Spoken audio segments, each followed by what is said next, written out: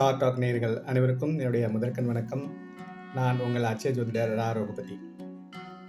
ஓம் ஆதித்யாய சோமாய மங்களாய புதாயச்ச குரு சுக்ர சனிப்ச ராகு கேதுவே நமோ நமக. இன்னைக்கு நம்ம பார்க்க போகிற விஷயம் கார்த்திகை நட்சத்திரத்துக்குரிய தலவிருட்சம். இந்த கார்த்திகை நட்சத்திரம் 4 பாதங்களுக்குரிய நட்சத்திர விருட்சத்தை பார்க்க போகிறோம். முதலாவதாக கார்த்திகை 1ஆம் பாதம். கார்த்திகை 1ஆம் பாதத்துக்குரிய நட்சத்திர விருட்சமாக கருதப்படக்கூடியது நெல்லிமரம். நெல்லிமரம் அப்படின்னாவே செல்வம், ஆயுள் அப்படின்றதுக்கான அர்த்தம் இந்த நெல்லிமரம். அதே போல் இது ஒரு மகாலட்சுமியோடைய அம்சமாக கருதப்படக்கூடியது. கார்த்திகை 1ஆம் பாதத்தில் பிறந்தவங்க அல்லது கார்த்திகை 1ஆம் பாதம் இப்பொழுது அட்சய நட்சத்திரமாக செல்லக்கூடியவர்கள் இந்த மரத்தை பொது இடத்துல நட்டு வழிபடுவது மிக சிறப்பான விஷயம். குறைஞ்சது 48 நாள் அதுக்கு தண்ணி ஊற்றி வளர்த்துட்டு வர்றது மிக சிறப்பான விஷயம். அது மட்டும் இல்லாமல் சில கோயில்கள் நெல்லி மரம் தலவிருட்சமாக இருக்கக்கூடிய சில கோயில்களுக்கு சென்று வழிபடுவது மிக சிறப்பான விஷயம். அப்படி பார்க்கும்போது திருநெல்லிக்கா அப்படின்ற இடத்துல இருக்கக்கூடிய நெல்லிவனநாதர் கோயில், இது திருவாரூர் தாலுக்காவில் இந்த கோயில் இருக்குது. இந்த தளத்தில் இருக்கிற சிவனை வழிபடுவது மிக சிறப்பான விஷயம். யாருக்கெல்லாம் வாய்ப்பு கிடைக்குதோ அவங்க போகலாம். அப்படின்னா அருகில் இருக்கிற இடத்துல இருக்கிற சிவன் கோயிலுக்கு போகிறது மட்டும் இல்லாமல் நெல்லி மரத்தை முடிஞ்ச அளவில் பொது இடத்துல நட்டு வளர்ப்பது மிக சிறப்பான விஷயம். அதுக்கடுத்ததாக பார்த்தோம்னா கருநெல்லிநாதர் அப்படின்ற தலத்துக்கு சென்று வழிபடுவது மிக சிறப்பான விஷயம். இது சிவகாசி டிஸ்ட்ரிக்டில் இருக்குது. திருத்தங்கள் அப்படின்ற ஊரில் இந்த கருநெல்லிநாதர் அப்படின்ற ஆலயம் இருக்குது. அதுக்கடுத்ததாக 3ஆவதாக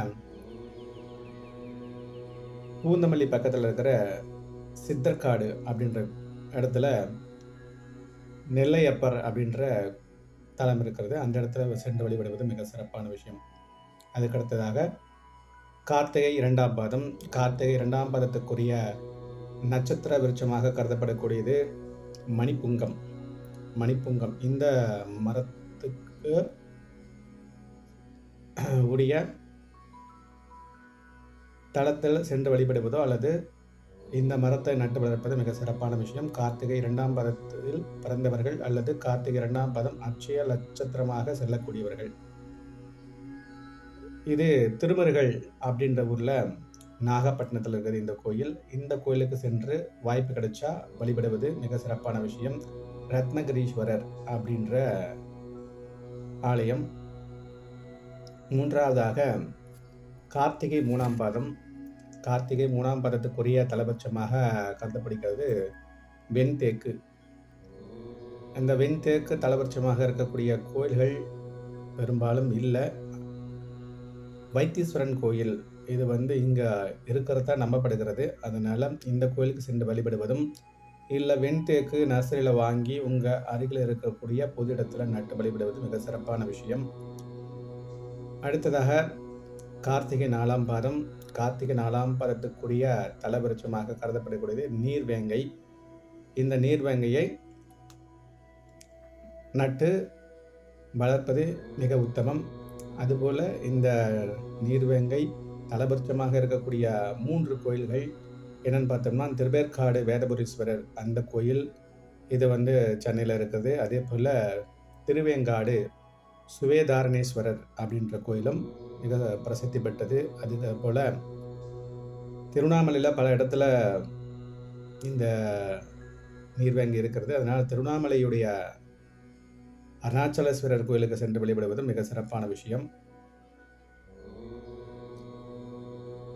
யாருக்கெல்லாம் இந்த செடிகளை நட்டு வளர்க்கக்கூடிய வாய்ப்பெல்லாம் கிடைக்கிறதோ நட்டு வளருங்க. அப்படி இல்லைன்னா இந்த தலங்களுக்கு செல்வதோ மிக சிறப்பான விஷயம்.